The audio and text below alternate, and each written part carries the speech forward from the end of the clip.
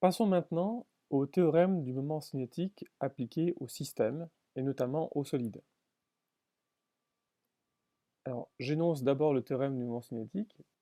Dans un référentiel galiléen, un système S de n points matériels m indice i, soumis à des forces extérieures Fi extérieures, voit son moment cinétique évoluer suivant la loi.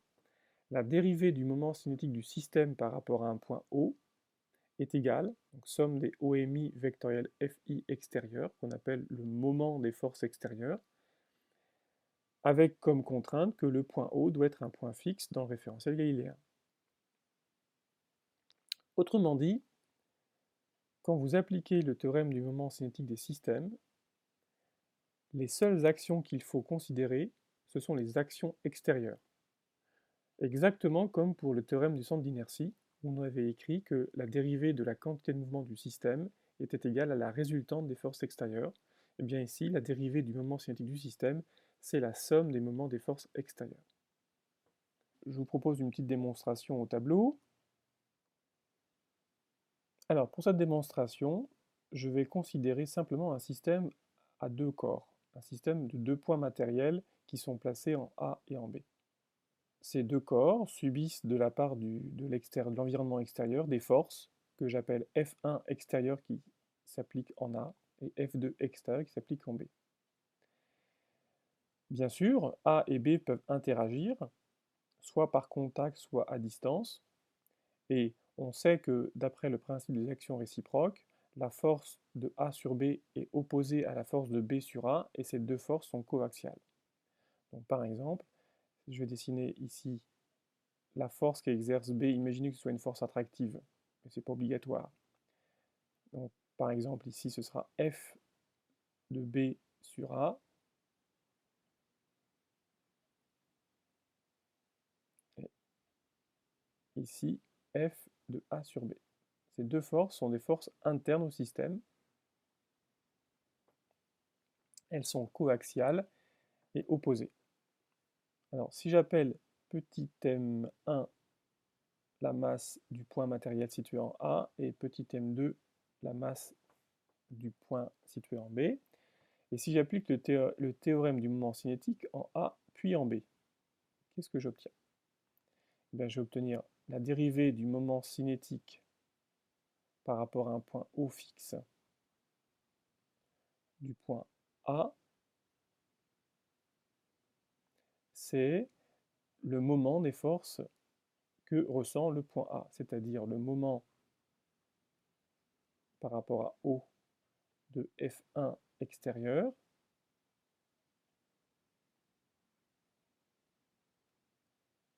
plus le moment par rapport à O de F de B sur A.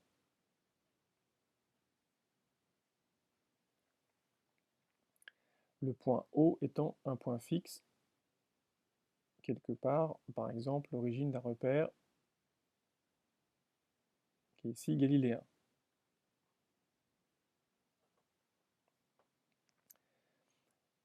Donc je peux aussi appliquer le théorème en B.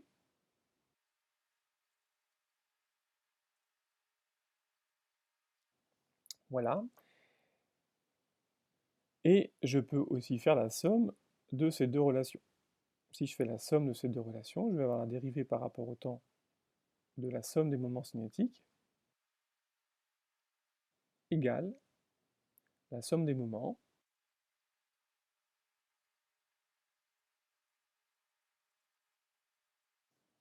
Alors, qu'est-ce qu'on remarque? Déjà, à gauche, ce terme-là, c'est par définition le moment cinétique du système, puisqu'il est constitué de deux corps, ici A et B.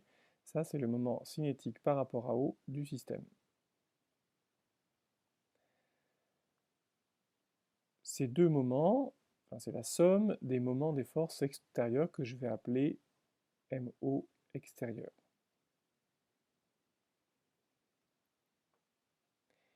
Et qu'est-ce que c'est que ceci? Eh bien, c'est la somme des moments de deux forces qui sont opposées. Autrement dit, c'est le moment du couple de forces. Or, on a vu ensemble que pour un couple, le moment d'un couple ne dépend pas du point où on le calcule, et il dépend uniquement de la distance entre les deux droites qui supportent ces deux forces. Or, ces forces, elles sont coaxiales. Vous voyez, par définition, d'après le principe des actions réciproques, ces deux forces sont suivant la même ligne. Donc leur bras de levier relatif est nul. D'accord? Et la somme des moments, elle vaut 0 ici. Donc ça fait 0. De sorte que on obtient comme résultat que la dérivée du moment cinétique est simplement égale au moment des forces extérieures. Ce que j'ai fait ici pour un système à 2 corps, on peut le faire à un système à 3 corps, n corps, c'est exactement le même raisonnement. Et le raisonnement repose sur le fait que toutes les forces internes sont forcément opposées et coaxiales, ce qui fait que la somme des moments des forces internes est nécessairement nulle en vertu du principe des actions réciproques. Et donc, dans le bilan des moments, il ne reste plus que le moment des forces extérieures. Donc voilà pour la démonstration. Regardons un petit peu ce que ça donne quand on applique ce théorème, qui est valable pour tous les systèmes, à des solides, à l'équilibre dans un premier temps, puis après on verra quand ils sont en rotation.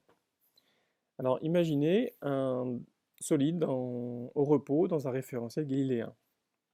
Si ce solide est au repos, ça veut dire que chacun des points qui constituent ce solide ne bouge pas par rapport au référentiel, donc la vitesse de tous les points est nulle dans le référentiel. Évidemment, ça veut dire que le moment cinétique de chacun des points est nul, puisque sa vitesse est nulle. Donc le moment cinétique du système, étant la somme des moments cinétiques individuels, donne 0. Si vous appliquez le théorème du moment cinétique, la dérivée du moment cinétique par rapport au temps, qui vaut 0, puisque le moment cinétique vaut 0, est égale au moment des forces extérieures. Autrement dit, pour un solide à l'équilibre, le moment des forces extérieures doit être nul. Or, on avait vu également une autre propriété, qui est que, en vertu du théorème du centre d'inertie, la somme des forces extérieures est aussi nulle pour un solide de repos. Autrement dit, quand on traite un seuil de repos, eh bien en fait on a à notre disposition deux relations intéressantes, et je les résume ici. Donc lorsque vous étudiez un solide en équilibre, dans un référentiel galiléen, eh bien vous pouvez écrire que ce solide est soumis à des actions extérieures qui vérifient deux relations. D'une part, la résultante des forces extérieures est égale au vecteur nul, et le moment des forces extérieures est égal au vecteur nul, quel que soit le point fixe que vous choisissez. Ces deux relations suffisent à résoudre complètement un problème de statique des solides. Alors pour illustrer ça, quelques exemples. Prenons un solide de repos soumis à deux forces qui s'appliquent en deux points que j'appelle A et B. Tout d'abord, la résultante des forces doit être nulle, donc on a F1 égale moins F2. Donc, imaginez que ce soit le cas, les deux forces ici sont opposées. L'autre condition pour que le solide soit au repos, c'est que la somme des moments par rapport à un point O fixe doit être égale à 0. Alors ça donne quoi? Ben, j'applique la définition du moment. La force F1 s'applique en A, donc ça fait OA vectoriel F1 plus OB vectoriel F2, mais F2 c'est moins F1. Et donc la somme des moments des forces extérieures égale à vecteur nul. Le moins, je peux le reporter ici devant OB, et je peux factoriser par F1. Donc ça fait OA moins OB vectoriel F1 égale 0. OA moins OB, c'est simplement OA plus BO, c'est-à-dire BA. Donc on a BA vectoriel F1 égale 0. Autrement dit, eh bien, il faut que le vecteur BA et le vecteur F1 soient collinaires, ce qui n'est pas le cas ici. Ce qui veut dire que ici, le système ne sera pas à l'équilibre, le solide va se mettre à tourner de façon à ce que les deux forces ici soient en fait coaxiales. BA et F1 et F2 sont collinaires. Donc quand on a un système soumis à deux forces, eh bien, on doit forcément avoir deux forces opposées et coaxiales pour avoir un équilibre. Deuxième exemple, imaginez un solide au repos soumis à trois forces non parallèles, par exemple dans cette configuration-ci. Alors mettons que la somme des forces est égale à 0. F1 plus F3 plus F2 égale à 0, c'est ici respecté, j'ai fait en sorte que ce soit respecté. Pour autant, cette condition n'est pas suffisante pour garantir l'équilibre. Ici, par exemple, il n'y a pas d'équilibre, vous allez voir pourquoi. Prenons F1 et F3, et si on prolonge leur droit de support, on s'aperçoit que ces droits de support se coupent en un point que je vais appeler O. On dit alors que F1 et F3 sont concurrentes en O. Écrivons, par exemple, que le moment des forces extérieures par rapport à O égale à 0. OA vectoriel F1 plus OB vectoriel F2 plus OC vectoriel F3, A, B, C étant les points d'application des forces F1, F2 et F3. Alors vous voyez que le premier terme OA vectoriel F1 est forcément égal à 0 puisque OA et F1 sont collinaires par construction. Même chose pour OC et F3. Il va nous rester OB vectoriel F2 égale vecteur nul. Donc, OB doit être parallèle à F2. Autrement dit, il faut que la droite support de F2 passe par O. Ainsi, il faut que F1, F3 et F2 soient concurrentes en un même point. Donc ici, ce qui va se passer, c'est que le solide va se mettre à tourner et de façon à ce que les trois forces soient concurrentes en un même point. Ici, on a un équilibre. Le moment par rapport à O est égal à 0. Et vous pouvez le vérifier. Le moment par rapport à O ici est égal à 0. Et si je prends n'importe quel point fixe ailleurs, je trouverai également que le moment est aussi égal à 0. Alors que se passe-t-il quand on a un solide en rotation? Alors si je projette le théorème du moment cinétique le long de l'axe de rotation, je vais écrire d sur dt du moment cinétique du système par rapport à delta est égal au moment des forces extérieures par rapport à l'axe delta. Pour un solide en rotation, on a vu que le moment cinétique par rapport à l'axe delta, c'est I delta fois oméga, où I delta est le moment d'inertie et oméga la vitesse angulaire de rotation. Donc j'obtiens comme relation, tout simplement, la dérivée par rapport au temps du moment d'inertie fois la vitesse angulaire est égale au moment des forces extérieures. Alors vous voyez, cette relation, elle dit la chose suivante, c'est que si par exemple le solide est indéformable, ce moment d'inertie va être constant, donc je vais pouvoir sortir le I delta de la dérivée, et je vais avoir I delta fois la dérivée de oméga par rapport au temps, c'est-à-dire l'accélération angulaire est égale à la somme des moments des forces extérieures. Autrement dit, plus vous avez un moment des forces extérieures important, plus le système va se mettre à tourner avec une grande accélération. Donc par exemple, quand vous ouvrez une porte, qu'est-ce que vous faites? Vous produisez un moment par rapport à l'axe de rotation de la porte, et donc la porte se met à tourner en accélérant angulairement, et l'accélération est d'autant plus importante que la force que vous exercez est importante, elle est d'autant plus importante que le bras de levier est important, et puis elle est aussi d'autant plus importante que la porte est légère, son moment d'inertie étant faible. C'est plus facile d'ouvrir une porte légère que d'ouvrir une porte lourde. Alors cette relation, elle présente des analogies avec le théorème du centre d'inertie. On peut faire une analogie entre les mouvements de translation d'un solide et les mouvements de rotation. Quand on a un solide en translation, eh bien, c'est le théorème du centre d'inertie qui va nous donner son mouvement de translation. En effet, pour un mouvement de translation, la grandeur cinématique intéressante, c'est la vitesse du centre d'inertie, que j'appelle V indice G ici. Si je connais la vitesse du centre d'inertie, je connais la vitesse de tous les points du solide en translation.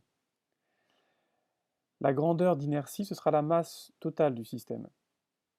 Et la cause de la variation de la vitesse du centre d'inertie, donc la cause de l'accélération, ce sera la somme des forces extérieures. Et le théorème du centre d'inertie vous dit que la dérivée par rapport au temps de la masse fois la vitesse du centre d'inertie est égale à la somme des forces extérieures. Eh bien, on a vraiment une analogie forte avec le mouvement de rotation, puisque dans le cadre d'une rotation, la grandeur cinématique intéressante, c'est la vitesse angulaire par rapport à l'axe de rotation. Le terme d'inertie sera en fait le moment d'inertie, et l'action qui est à l'origine d'une rotation, c'est non pas la somme des forces extérieures, mais c'est la somme des moments des forces extérieures. Et si on applique l'analogie jusqu'au bout, eh bien la loi, elle prend la même forme. La dérivée par rapport au temps du terme d'inertie fois le terme cinématique, c'est-à-dire I delta fois oméga, est égale à l'action, ici, qui est en fait le moment des forces extérieures. Vous voyez, ces deux relations sont complètement analogues. La somme des forces extérieures est responsable d'une accélération du centre d'inertie, alors que le moment des forces extérieures va être responsable d'une accélération angulaire par rapport à un axe. Pour terminer, voici une petite vidéo qui illustre finalement une application du théorème du moment cinétique. Vous avez un étudiant qui est assis sur un tabouret qui peut tourner librement et qui écarte les bras et on le met en mouvement. Et l'étudiant, à un moment, décide de fermer les bras. Et vous voyez, il accélère en fermant les bras et quand il écarte, ça ralentit.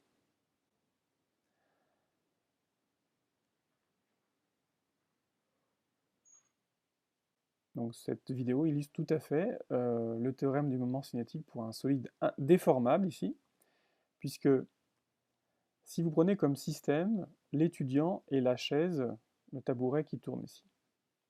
Ce système-là est soumis en fait à une force de pesanteur qui est verticale vers le bas, et puis une action de contact vers le haut.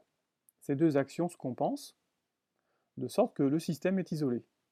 La somme des moments des forces extérieures par rapport à l'axe vertical égale 0. Donc ici, si j'applique le théorème du moment cinétique par rapport à l'axe vertical, ben, j'écrirai simplement que la dérivée du moment cinétique par rapport au temps égale à 0. Autrement dit, le moment cinétique est une constante. Donc ici, le moment cinétique par rapport à l'axe vertical, par exemple, se conserve. I delta oméga égale constante. Quand l'étudiant, quand il écarte les bras, fait varier le moment d'inertie du système, puisqu'il amène des masses à une distance plus grande de l'axe de rotation ici. Or, souvenez-vous, le moment d'inertie, c'est la somme des mi RI carré. Dans ce cas-là, lorsque l'étudiant écarte les bras, le moment d'inertie augmente. Mais si le moment d'inertie augmente, alors nécessairement oméga doit diminuer pour que le produit reste constant. Donc ça explique que quand l'étudiant écarte les bras, il ralentit, et quand il referme les bras, il accélère. Alors une autre application du théorème du moment cinétique est le mouvement à force centrale. Ce sera l'objet d'un chapitre entier que nous verrons la prochaine fois. Voilà, à bientôt.